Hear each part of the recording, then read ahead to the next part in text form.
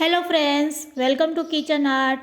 Friends, શું તમે ક્યારેય રવાના પાપડ બનાવ્યા છે?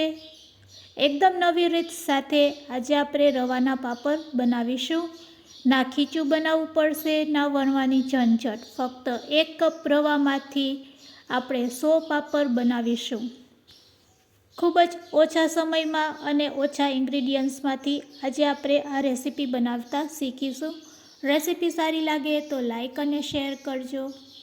અને જો તમે મારી ચેનલ ઉપર નવા હોય અને મારી ચેનલને હજુ સબસ્ક્રાઈબ ન કરેલ હોય તો સબસ્ક્રાઈબ કરી બાજુનું બેલ બટન દબાવવાનું ભૂલશો નહીં, જેથી કરીને તમને મારા નવા વિડીયોનું નોટિફિકેશન મળતું રહે. પરફેક્ટ માપ સાથે આજે આપણે આ પાપડ બનાવીશું. તેના માટે તમારે કોઈપણ એક વાટકી પસંદ કરી લેવાની અને એ વાટકીના મેઝરમેન્ટથી અહીંયા આપણે 1 વાટકી જેટલો રવો લઈ લેશું. હવે તેને આપણે મિક્સર જારમાં લઈ લેશું અને તેમાં 2 ચમચી જેટલો આપણે ઘઉંનો લોટ એડ કરીશું. તો અહીંયા આપણે ફક્ત 2 ચમચી જેટલો જ ઘઉંનો લોટ એડ કરીશું. સાથે સાથે તેમાં અડધી ચમચી જેટલું આપણે મીઠું પણ એડ કરી દઈશું.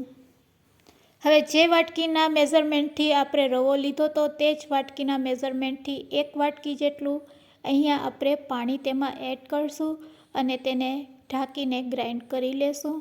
ગ્રાઇન્ડ કર્યા પછી તમે જોઈ શકો છો આપણી પેસ્ટ છે એ એકદમ ઘટ લાગી રહી છે. બસ હવે તેમાં ફરીથી આપણે તે જ વાટકીના મેઝરમેન્ટથી ફરીથી 1 વાટકી જેટલું તેમાં પાણી લેશું. તો ફ્રેન્ડ્સ, આ પરફેક્ટ માપ છે આ પાપડ બનાવવા માટે. હવે આપણે બિલકુલ પાણી નહીં નાખશું, બસ તેને આ રીતે હલાવી લેશું અને સારી રીતે મિક્સ કરી લેશું. તો અહીંયા આપણું પાપડનું બેટર છે તે રેડી છે. હવે તેને આપણે એક મોટા બાઉલમાં કાઢી લેશું અને તેને ફરીથી એકવાર સારી રીતે આ રીતે હલાવી લેશું. હવે આપણે લીમડાના પાન લેશું. અહીંયા આપણે 20 થી 25 નંગ જેટલા લીમડાના પાન લેશું અને તેને એકદમ ઝીણા ઝીણા આ રીતે ચાકુથી કટ કરી લેશું. ફ્રેન્ડ્સ, આ પાપડમાં લીમડાના પાનનો ટેસ્ટ ખૂબ જ સરસ આવશે.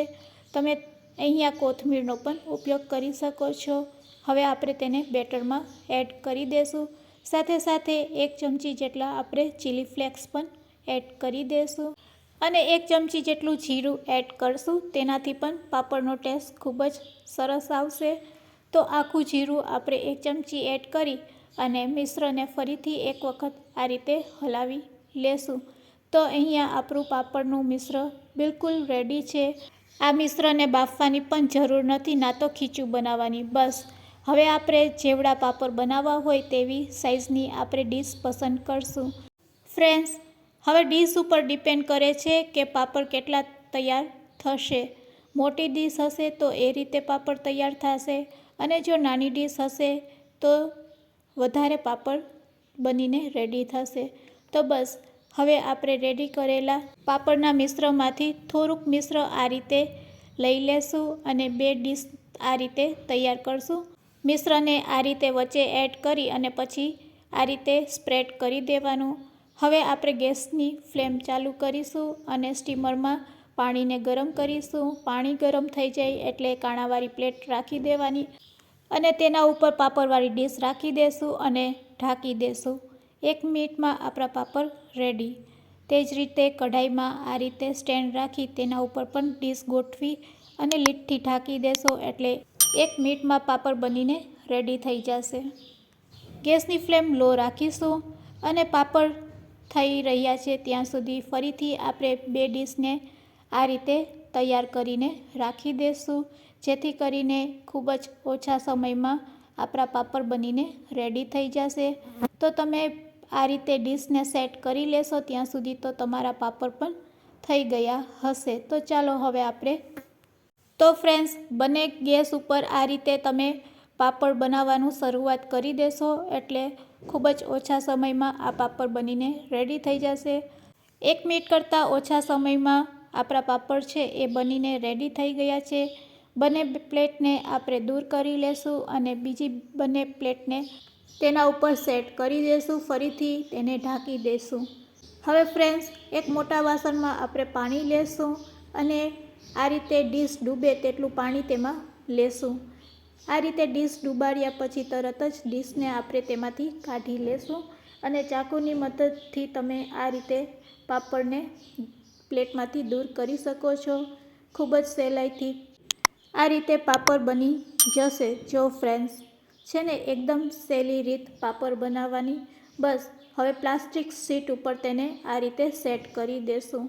ફ્રેન્ડ્સ પાણી વગર પણ આ પાપડ છે એ સહેલાઈથી નીકળી જાય છે. બસ ચાકુનો આ રીતે તમે ઉપયોગ કરશો તો પાણીની પણ જરૂર નહીં પડશે અને એમનેમ પણ પાપડ આ ડીશમાંથી નીકળી આવે છે. તો આ રીતે પણ તમે પાપડને કાઢી શકો છો અને બસ પ્લાસ્ટિક શીટ ઉપર તેને આ રીતે ગોઠવતા જવાના. તો ફ્રેન્ડ્સ અહીંયા આપણે બધા પાપડ બનાવીને રેડી કરી લીધા છે.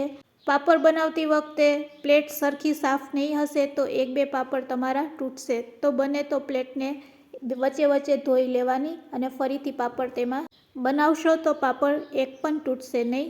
પાપડને સૂકવવા માટે અહીંયા આપણે તડકામાં પાપડને આ રીતે રાખી દઈશું અને 2 કલાક પછી તેને આ રીતે ફેરવી લેશું જેથી કરીને બંને બાજુ સારો એવો તડકો લાગી જાય પાપડને અને આખા દિવસ પછી પાપડ છે એ એકદમ સરસ બનીને રેડી થઈ જશે.